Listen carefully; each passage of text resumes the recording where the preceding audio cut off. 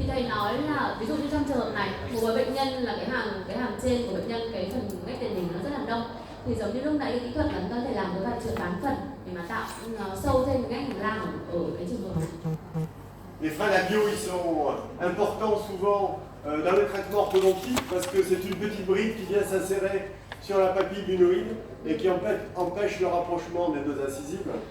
Cái phanh môi hàm trên chúng ta rất thường gặp, đấy là nó bám ở giữa hai cái vùng răng cửa và giữa hàm trên, và thường ở những cái vị trí mà đến những cái độ bám nó càng thấp, ví dụ bám vào phần núi lợi ở hai cái răng cửa thì nó sẽ tạo cho khó khăn cản trở cho việc chúng ta muốn đóng khoảng để khe thưa ở hai răng cửa trên. Mais également dans les phrénectomies linguales.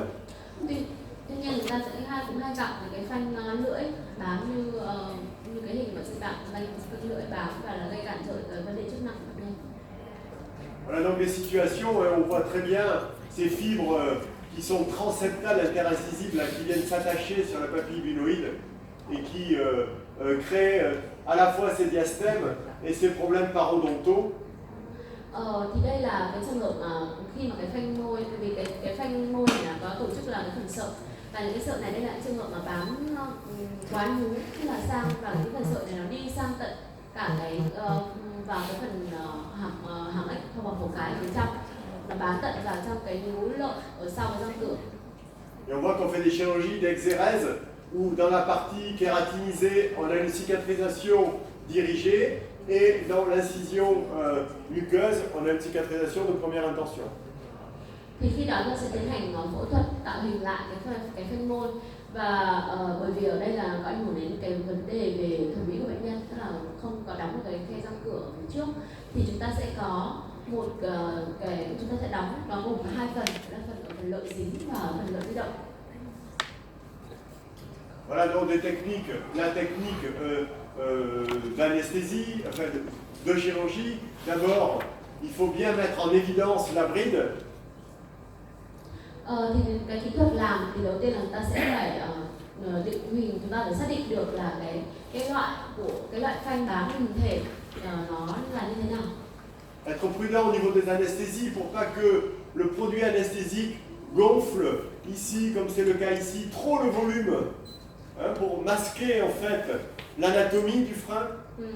Chúng ta lưu ý là trước khi làm thì chúng ta sẽ gây tê, nhưng mà chúng ta gây tê thế nào đừng để làm, với cái lượng thuốc tê sẽ làm phồng ở cái vị trí mà chúng ta sẽ tiến hành phẫu thuật, và khi làm phồng như thế thì nó sẽ gây biến dạng ở cái vị trí này, và nó sẽ làm mờ đi, nó che đi mất cái trường phẫu thuật của chúng ta, thì sẽ rất là khó để mà có thể phẫu thuật được, ví dụ như trong cái trường hợp này chẳng hạn. Il est important aussi d'anesthésier la papille bunoïde pour pouvoir enlever toutes les fibres qui traversent, en fait, qui sont transseptales. Và chúng ta cũng nên là tiêm thêm một cái mũi ở phía mặt trong, ở cái phần mà nhú lợi ở giữa hai cái răng cửa, để mà loại bỏ thêm những cái phần sợi mà nó đi chéo, nó cắt ngang qua phần hai cái răng cửa ở phía trong, ở phía nó đi vào phía trong. Donc il est intéressant de bien matérialiser le frein avec une pince à forcipressure vers le haut. Chúng ta có thể sử dụng một cái banh để mà cố định cái phần phanh này, và chúng ta kẹp cao ở phía cao. Et puis il est intéressant de passer le fil de suture sur la partie la plus coronaire du frein, de façon à avoir un point d'appui sur le frein.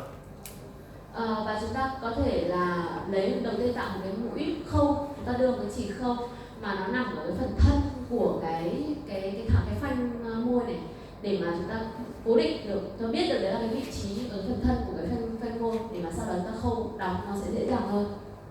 Donc on supprime la bride et on voit la cicatrisation à une dizaine de jours. Và sau đó thì chúng ta tiến hành cắt cái phanh môi này, và đây là hình ảnh mà liền thương sau khoảng 10 đến 15 ngày. Donc la technique, le passage du fil, première incision. Đây là cái kỹ thuật on va faire étape. Oui. Đây là cái kỹ thuật mà chúng ta sẽ cắt phanh. Thì đầu tiên là chúng ta sẽ lấy cái chỉ để cố định ở cái phần thân của cái phần phanh này. Sau đó đây là cái đường rạch đầu tiên. Deuxième incision. Đây là đường rạch thứ hai. Ensuite dissection, donc séparation du frein de la gencive attachée. Thì sau đó chúng ta sẽ có được cái phần lợi ở đây là cái phần lợi dính. C'est ici que la dissection peut aller plus loin dans l'espace interdentaire. On essaie de suivre les fibres transseptales. Thì có trong một số trường hợp cái phần mô sợi đấy, cái phần mô của phần phanh này nó có thể đi sâu hơn vào phía vòng cổ cái. Thế nên là chúng ta sau khi chúng ta cắt bỏ cái phần phanh này thì chúng ta sẽ nhìn xem những cái phần mô sợi nó đi tiếp vào phía trong không, chúng ta phải theo để mà lấy bỏ toàn bộ phần mô sợi này đi. Ensuite, on se sépare de la bride. Alors, plus ou moins haut, on peut monter aussi dans la muqueuse alvéolaire si on en a besoin. Chúng ta có thể là lấy bỏ, sau đó lên đường rạch thứ hai, đường rạch thứ ba thì cái phần đường rạch này nó thể lên cao nhất có thể và thậm chí có thể lên cao hơn để mà lấy bỏ toàn bộ cái phần phanh môi này.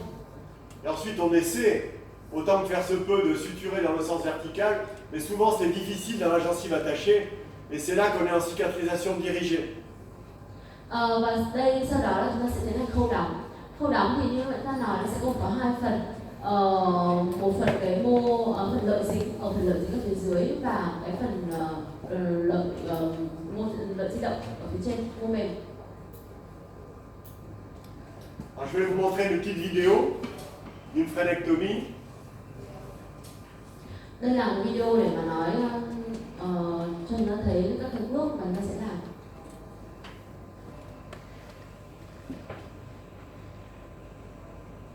Voilà, ça illustre ce que l'on vient de dire.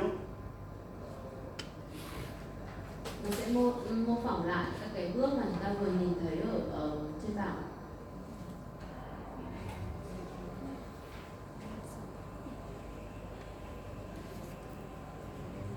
Donc il est important d'avoir ce temps de dissection. Chúng ta phải không nên cắt nhanh quá, chúng ta phải cắt rất là từ từ. Et on voit bien qu'au fur et à mesure où on défait les attaches, voilà, Chúng ta lấy bỏ, la zone de gencive attachée est plus mobile. chúng ta lấy bỏ toàn bộ cái phần mà bám dính của cái phanh.